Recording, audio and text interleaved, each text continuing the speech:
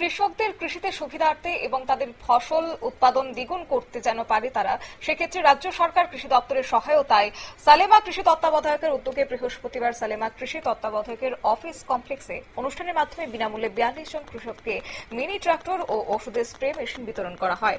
অনুষ্ঠানে প্রধান অতিথি হিসেবে উপস্থিত ছিলেন বিধায়িকা স্বপ্না দাস পাল। প্রদীপ প্রজ্বলন করে তিনি উদ্বোধন করেন। এছাড়াও উপস্থিত ছিলেন সালেমা পঞ্চায়েত সমিতির ভাইস চেয়ারম্যান নরিগোপাল কর এবং বিশিষ্ট সমাজসেবী সুভাষ আহির, ধলাই জেলার কৃষি উপ অধিকর্তা চন্দন দেববর্মা সহ অন্যান্যরা। কি রয়েছে বিধায়িকার বক্তব্য শুনুন। দেশকে এগিয়ে দিতে গেলে সবার আগে আমাদের কৃষক ভাইদের উন্নয়ন প্রয়োজন। কৃষি যদি বেঁচে থাকে তবে দেশেরও উন্নয়ন হবে।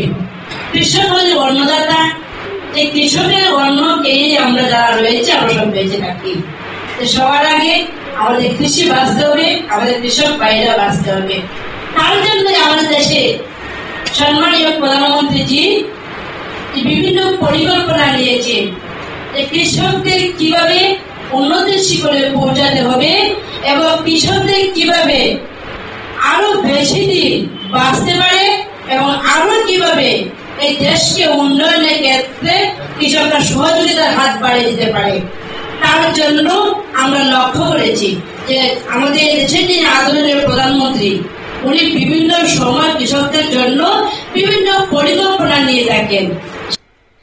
বিধায়িকা এদিন বলেন যে দেশকে উন্নয়নের দিকে এগিয়ে নিয়ে যেতে হলে সবার আগে কৃষকদের উন্নয়ন প্রয়োজন। কৃষক হলো আমাদের অন্নদাতা।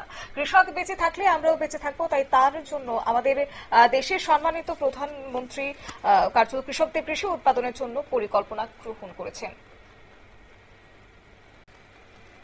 নিয়ে ছোট্ট একটি বিজ্ঞাপন বিরতি, সঙ্গে থাকুন।